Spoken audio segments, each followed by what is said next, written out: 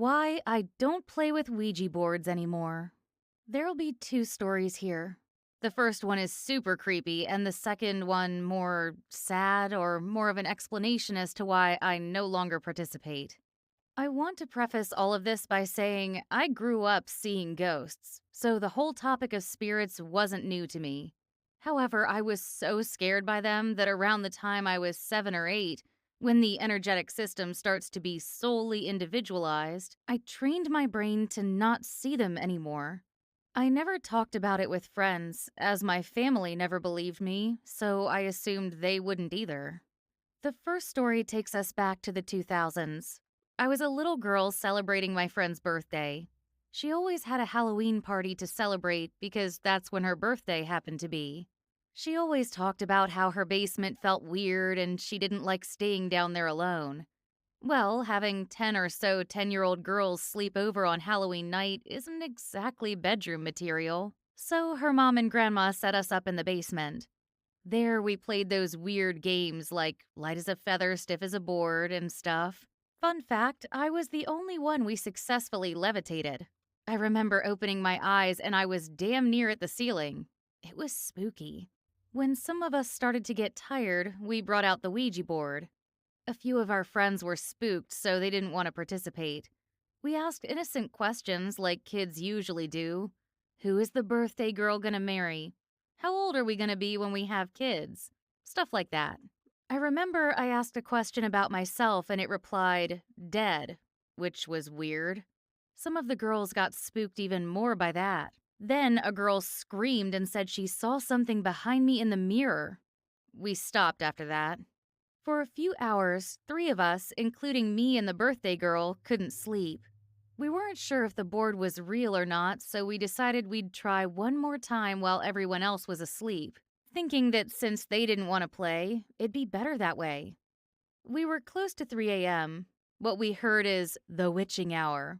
Remember here that we're about 10 or 11 years old, dumb, and have no idea what we're doing or who we're talking to. We asked the board if it could do something for us. We said at 3:15 a.m. to have the girl who saw something in the mirror wake up and say something to us. It was over 15 years ago, so I don't remember what we asked for this girl to say. All I know is we asked for her to look into the mirror and say it. 3:15 a.m. was about 20 or so minutes from when we asked the question.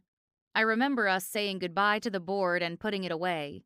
The 3 of us were talking about how impossible our task was when 3:15 a.m. hit. We knew it hit 3:15 a.m. because her basement had a big grandfather clock that didn't ring anymore, but the clock function still worked. We were waiting, and right before the time changed to 3:16 a.m., it happened. The girl shot straight up out of her blankets and looked straight at the mirror with her eyes closed. She whispered what we asked her to say, then dropped to her pillow like nothing ever happened. We all just looked at each other, frozen. No other girl that was sleeping stirred. None of them moved, not 1 centimeter. We were so freaked out that we didn't sleep until the sun came up, and in October in the Midwest, that's pretty late. We got 3 hours of sleep tops that night. This was my first ever Ouija board experience, and that changed the way I viewed spirits forever. I still think about it and feel guilty that I basically asked for one of my friends to be possessed. Needless to say, don't ever do that. Our second story comes in nearly a decade after the first. I was a senior in high school and one of my cheermates invited the whole team over to celebrate her birthday. I didn't know it, but she had a Ouija board. She brought it out and I said, "Nope, not a good idea." I guess her grandma had just died and she was really torn up about it. I was very adamant that this wasn't a good idea and that we don't know if what we're talking to would be her grandma or not. She promised me she'd just try it twice and then she'd put it away. By this time, I knew a lot more than I did back during my first experience.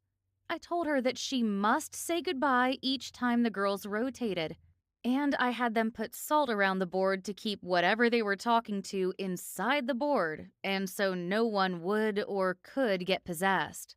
They tried it at least 4 times with different girls every time, and the planchette didn't even move once. They all laughed at me for how scared I acted earlier, saying that the board is stupid and doesn't actually work. I got kind of annoyed because some of them knew about my experience. I had shared it to the few who were already hesitant about the board when it was brought out. I said, "You know what? I'll do it, and I'll prove to everyone here that these boards are real." It was me, the birthday girl who was a class below me, and 2 other girls from my class who only joined the team for our senior year. We put our fingers on the planchette and did the 3 circles to begin. I asked who we were talking to, and the planchette moved for the first time that night. The 2 girls in my class were huge skeptics. They said, of course it would move when I just said I'll prove it's real. They accused me of moving it, but the information that came out was information I never knew until they connected the dots for me. The board first goes to letter J, then to the letter R. We were all confused because JR isn't a name or a name of anyone we knew, or so we thought. We then asked why they were here, and the board spelled friend. We asked again, who is this, and the board spelled JR. We then asked, what does the J stand for, and the board spelled out JONAT, and one of the girls from my class screamed, "No way!" We all looked at her in confusion. She asked, "Is this Jonathan Ramon?" The planchette immediately moved to yes. The 2 girls sat so quietly, and we just waited. The birthday girl asked who JR was, and the girls started to explain. JR was a guy who was in the class above me.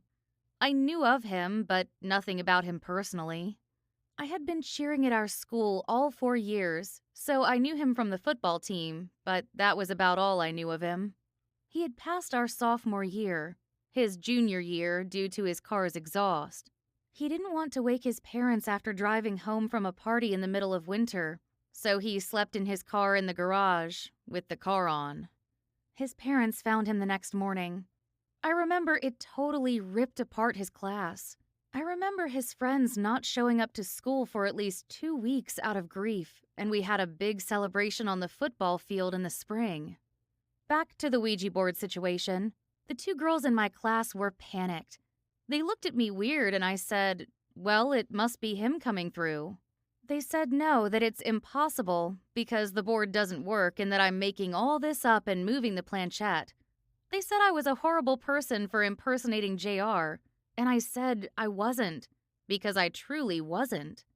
I said, let's keep going and see what comes up. I knew they were friends of his and could validate the information that comes through. They reluctantly agreed and feverishly asked a few more questions. They asked what his football number was. The planchette moved to 2 numbers, and the 2 girls were in shock. I looked at them questioningly because, again, I didn't know this about him. It had been 2 years since he passed, and I had no idea what his number was. Then they asked what color car he had. The board answered red, which was true. I at least remember the picture they had for his celebration was him in his red car because he loved the car. They then asked who his best friend was, and I definitely had absolutely zero idea who that would be.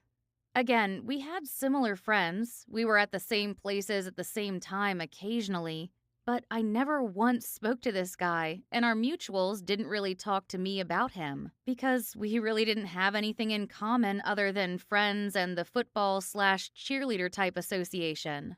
The board spelled out his best friend's name. The guy was the only guy in our school with that first name, but we asked for the last name just to see if it would spell it correctly, and it did. The girls didn't even say goodbye. They flung the board at me. They called me a liar, saying I made all of this up. They were sobbing and screaming at me. It made me so uncomfortable. I was nothing but the tuner, the instrument which opened the veil for them, and they thought I was an awful person. The whole team was silent, and I just left due to discomfort. This story comes from the subreddit TrueScaryStories by No-Mountain 9832.